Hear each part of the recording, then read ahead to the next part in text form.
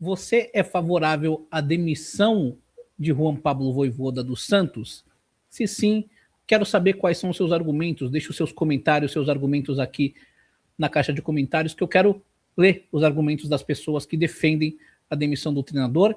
E eu entendo que o torcedor esteja bravo, esteja impaciente, o time não joga um futebol decente, ou pelo menos não apresenta resultados decentes há muito tempo, e eu acho natural que o elo mais fraco dessa equação aí e o mais fácil de arrebentar seja o treinador. Então, natural que quando o time joga mal, quando os resultados não são bons, a torcida queira a cabeça do treinador. Mas esse vídeo aqui é mais um vídeo para defender a permanência do Vojvoda no Santos, e eu acho que existe uma cultura no futebol brasileiro que precisa ser combatida, e é uma cultura de que ou o time está voando com 4 ou 5 meses, ou então troca o treinador, porque ele é o culpado de tudo. Não é assim.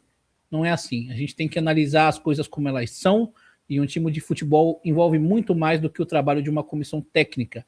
Existe o material humano que o treinador tem à sua disposição. Existe o trabalho de gestão, que para mim é o principal trabalho, o principal a ser cobrado, e quase nunca é cobrado pela torcida, pelos influenciadores, pelos setoristas, jornalistas, que geralmente miram suas bazucas, seus canhões para o treinador.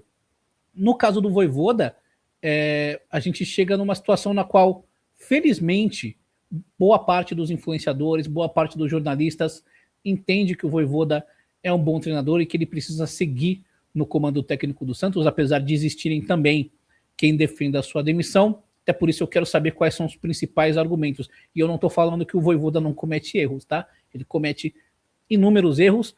Acho que ele teve boa parcela da culpa na derrota do Santos para a Chapecoense, principalmente quando ele tira o Zé Rafael, bota o Robinho Júnior, bota a molecada, 2 atacantes, tira meio campo, a Chapecoense preenche o meio campo, e o terceiro gol, o gol da virada, surge de uma roubada de bola no meio campo, né? Uma roubada do Gabriel Menino, teve um bracinho ali, mas era braço de apoio, então o VAR não chamou, e a Chape acabou virando o jogo.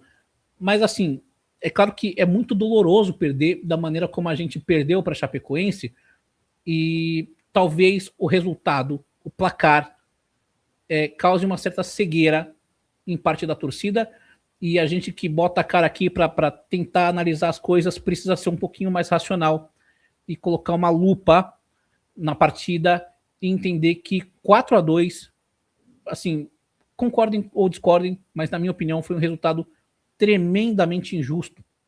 Claro que futebol não tem esse negócio de foi justo ou foi injusto. Justiça no futebol é bola na rede.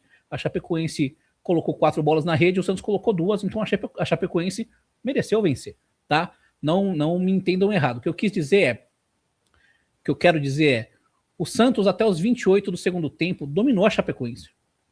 Quando o Santos tomou o gol de empate da Chapecoense, o jogo estava ganho, a Chapecoense estava entregue, não estava conseguindo criar absolutamente nada. O Santos havia criado inúmeras chances, tinha mandado bola na trave, tinha perdido o gol com o Cabadeiro, com o Vinícius Lira, tinha obrigado o Léo Vieira a fazer outras defesas, teve oportunidade de fazer alguns gols no primeiro tempo ainda, tá? Fora o gol do Gabriel Menino, teve o chute do Lira que o goleiro defendeu, teve o chute do Cabadeiro que ele isolou, teve a cabeçada do Lautaro na trave. O Santos teve a oportunidade de fazer no mínimo 4 gols no primeiro tempo. É que não foi competente, a Chapecoense foi competente, foi eficiente quando teve suas oportunidades e fez os gols que precisou fazer para vencer a partida. Mas, taticamente, acredito que o Santos foi muito superior, e vejam a escalação com a qual o Santos foi a campo.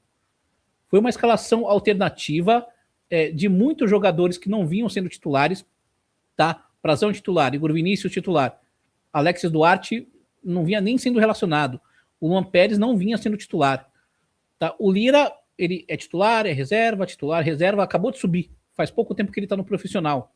O Schmidt vinha sendo titular, o Zé Rafael vinha sendo banco, o Gabriel Menino acabou de chegar, tá jogando algumas partidas, mas não vinha sendo um titular absoluto, o Miguelito também não, o Lautaro e Cabadeiro não preciso nem falar. Então era um time muito mais reserva do que titular. Eu, quando vi a escalação, achei que seria um jogo duro, tá? Não achava que o Santos fosse vencer, e me surpreendi com a maneira como o Santos dominou a partida.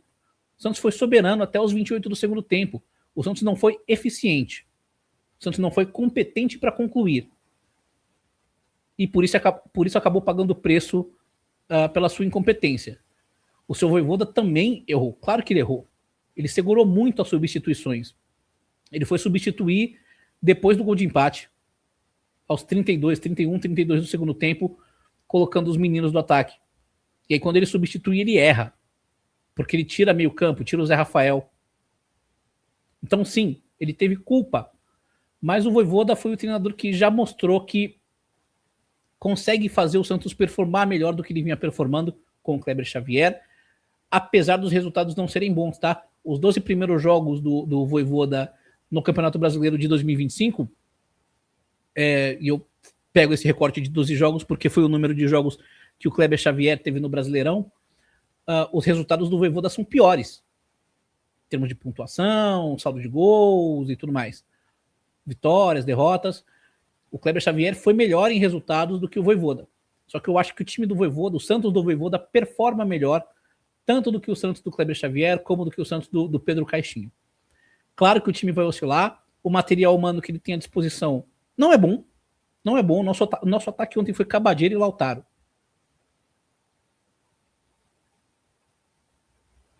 É só isso que eu tenho para falar. Então, o material humano que o Santos tem à disposição não é bom. E a responsabilidade para mudar isso não é do Vojvoda, é da diretoria, da gestão. E aí eu insisto, eu bato na tecla. O Santos, ano passado, em 2025, gastou mais de 200 milhões de reais em reforços. Zeivaldo custou $1 milhão. Adonis Frias, 4 milhões de dólares. Alexis Duarte, 4 milhões de dólares. Zé Rafael, 2 milhões e meio de euros. Tiquinho Soares, 3 milhões e meio de euros. Tassiano, 4 milhões de euros, 32 milhões de reais. Roleiser, 11 milhões de euros. 11 milhões de euros. Barreal, 4 milhões de dólares. E o Barreal talvez seja o único que realmente a gente vê como um titular absoluto do time. Mas o Santos gastou muito mal, jogou muito dinheiro fora. Muito dinheiro fora. Se a gente tivesse uma gestão competente, um departamento de análise e de scout competente com o dinheiro que o Santos gastou, era para o Santos estar nas cabeças do futebol brasileiro. O Santos gastou o suficiente para disputar títulos. Só que gastou muito mal. E por isso está disputando quedas. Não é. A culpa não é do treinador.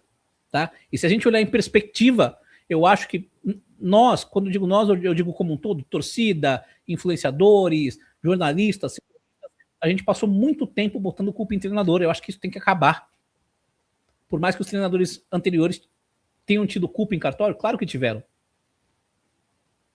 Mas Kleber Xavier, Pedro Caixinha, Fábio Carille, todos foram treinadores da gestão Teixeira, meus amigos. Uma gestão que gastou muito mal, deu material humano muito ruim para os seus treinadores. Sempre foi péssima no mercado.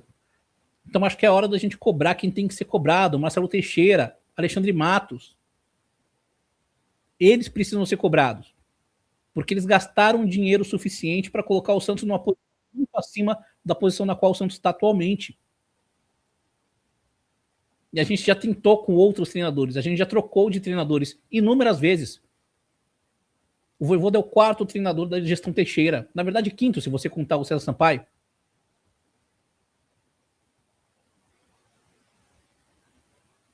Então eu tô aqui para defender a permanência do Vojvoda para o resto da temporada. O Marcelo Teixeira ganharia ponto se ele viesse a público falar. Ele não vai fazer isso, obviamente.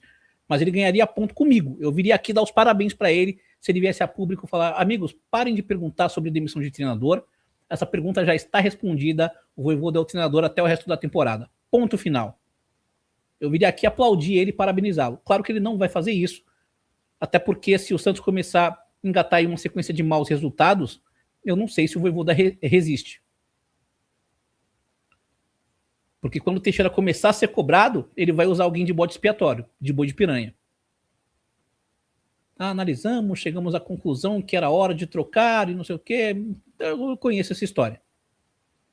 Mas eu sou totalmente contra a demissão de Juan Pablo Vojvoda. Eu acho que é necessário lutar pela permanência do Vojvoda. Quem tem voz, uma voz, se manifeste, defenda a permanência do Vojvoda. E com todo respeito a quem a favor da demissão do Vojvoda, eu entendo a revolta do torcedor, entendo que muitos dos torcedores querem a demissão do treinador, porque é isso que a cultura brasileira nos ensinou. Tá ruim, demite o treinador. Mas essa cultura precisa mudar. Eu tô aqui para defender isso. Eu nunca fui o cara das opiniões populares, sempre fui das opiniões impopulares. Defendi a permanência do Carille em 2024, fui contra a demissão do Caixinha, fui contra a demissão do Kleber Xavier e sou totalmente contra a demissão de Juan Pablo Vojvoda, tá? Cobre quem tem que ser cobrado. A gestão precisa ser cobrada, a gestão precisa aprender a trabalhar direito. O material humano precisa mudar para melhor, precisa melhorar muito, para que aí a gente possa começar a cobrar a comissão técnica pelas suas escolhas, que não são todas corretas, tá? Mas desde que chegou, acredito que o Juan Pablo Vojvoda fez a performance do time melhorar. O Santos, geralmente, na maioria das partidas que faz, joga melhor do que o adversário, em termos de performance, posse de bola, atacar mais, criar mais. Mas falta competência, falta material humano com competência para finalizar, para botar a bola na rede. E isso a gente precisa cobrar da gestão que melhore. Que a gestão vá ao mercado e compre ou traga por empréstimo os jogadores que precisa trazer. Espero que essa derrota para a Chapecoense tenha sido a derrota que fez a água bater na bunda do Marcelo Teixeira. Para que ele tome vergonha na cara e tire o Santos do buraco no qual ele colocou, tá? Não tem que culpar o Rueda mais coisíssima nenhuma. 24 até engolir esse sapo. Estamos em 2026. A culpa é do Teixeira, a culpa é de Alexandre Matos. Depois disso, a culpa é do elenco, e aí sim, uma parcela da culpa sim também é do Vojvoda, que não faz escolhas 100% corretas. Mas, na minha opinião, deve continuar até o final do ano. Concorda? Discorda? Deixa a sua opinião aí nos comentários. Se você é favorável, deixa a sua opinião. Se você é contra e é a favor da demissão do Vojvoda, deixa a sua opinião. Por quais motivos? Quero saber. Beleza? Não se esqueça de se inscrever no canal, ativar as notificações, deixa o like, nos siga nas redes sociais e aguarde os nossos próximos vídeos. Beleza? Obrigado pela audiência de sempre. É isso aí. Para cima deles.